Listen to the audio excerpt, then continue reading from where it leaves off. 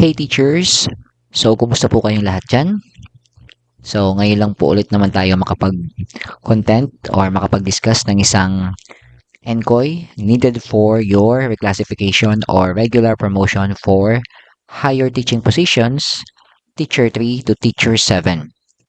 So, sa mga nagtatanong po, meron na po tayong mga naunang video with regards to NCOY 1.2.2.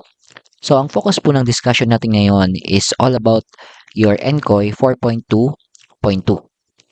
So, sa mga meron na po, so this could be an additional info. At least, if gusto nyo pong baguhin, ay pwede rin po. At sa mga wala naman, this can be your guide. Again, this is just a sample for your MOVs. So, ano ba yung mga kailangan? So, heto po, hinanap natin ang PPST 4.4.2 at kung sa inyo po nakikita, this one is familiar kasi ito po ang inyong RPMS checklist objective number 8 2022 to 2023. Yes, tama po kayo kasi ang atin pong mga NCOYs ay kinuha sa iba't ibang school year sa 3-year cycle ng RPMS at ang pinakahuli nga ay ang PMES. So yan po, makikita naman dito yung mga MOVs na kailangan. So, ipaliwanag po natin itong ating objective number 8. So, as you can see, this is all about participated in collegial discussions that use teacher and learner feedback to enrich teaching practice. So, it means that as teachers, we join professional conversations with co-teachers or collegial discussions. So, dapat po may papakita natin yan. Paano tayo sumali sa mga conversations. Kaya nandito po yung mga MOVs na maipapakita natin. And at the same time, paano tayo nakikinig sa mga feedback coming from learners or students at the same time sa ating colleagues.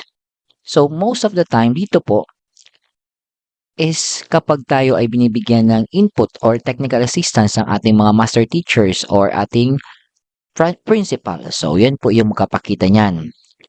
And from that, gumagawa tayo minsan ng mga reflections or mga journals if you have. So, dito po, reflection notes.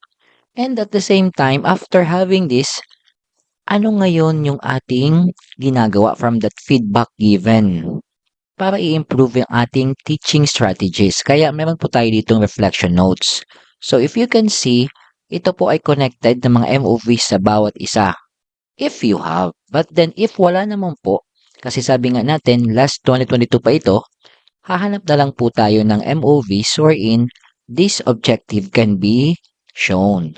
So, ito po yung ating mga MOVs na pwede nyo pong maging guide. Again po, this can only be your guide or basis if you want also to make, lalo kung wala pa po kayo. So, ang una pong MOV ay simple lang naman, kung makikita nyo po dyan, proof of attendance. Proofs kung marami po ang inattendan ninyo, align with the objective. So, ito po, isang sample attendance ng, for instance, LAC.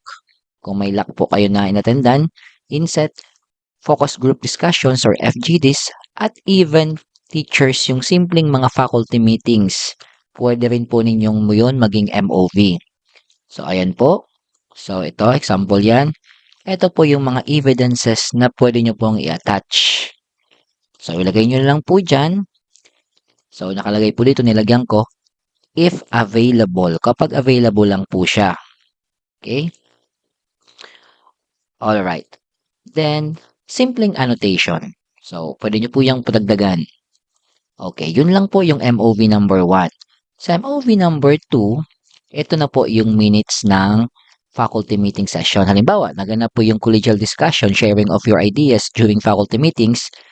Hanapin nyo po yung narrative report na ginawa ng inyong faculty secretary. For example, for sure, meron po niyan. So, ito po, ipinapakita natin ang sample narrative report kung saan highlighted po dyan yung mga diniscuss and kung ano yung mga important points kung saan may mapakita na nangyari yung discussion. So, yan po. Highlighted naman po dyan. Ito, for example, sharing best practices. And yung giving of feedback by the master teacher after the classroom observations. So, yan po yung mga simpleng pinakamatibay na magpapakita ng collegial discussion. Then, yan po, prepared by the faculty secretary, noted if ever nang empty and approved by your principal. So, that is your MOV number 2. So, meron na po kayong number 2. Number 3 naman ay ang reflection notes ni teacher. So, after the different sessions, gawa po kayo ng reflection notes. Ito po, ayusin nyo na lang, lagyan nyo ng header ng school if ever. Then, ito po ay isang halimbawa. So, based from the discussion, from the faculty meeting session, nag-reflect ngayon si teacher or meron kayong reflection notes. So, kayo po as a teacher, hanapin nyo lang po ang inyong reflection notes. Then, prepare ninyo, then noted by your principal. Okay, so yan po yung MOVs. So, tatlo na po yun. Yung pang-apat po, any equivalent ALS form or document that highlights the objective. Ibig sabihin po niyan, any document na po na pwedeng mag-support sa objective. So, dito po, naglagay na lang ako dito ng mga supporting MOVs and list. So, una po dyan yung image ni teacher leading the group discussion. Picture, lagyan nyo ng annotation. Image of learners using checklist or rubric during classroom discussion or observation. So, lagyan nyo na ulit ng annotation. Kung ano ba yan, caption nyo lang yan. So, pwede na po yun. Pwede rin ninyong dyan ilagay, i-attach ang lesson plan. So, ang dami na po niyang MOVs that will ensure that you will get or that you got the perfect score or rating. So, yan po. I hope nakatulong po yung ating video for this objective 4.4.2. So, thank you po and God bless and good luck po sa inyo.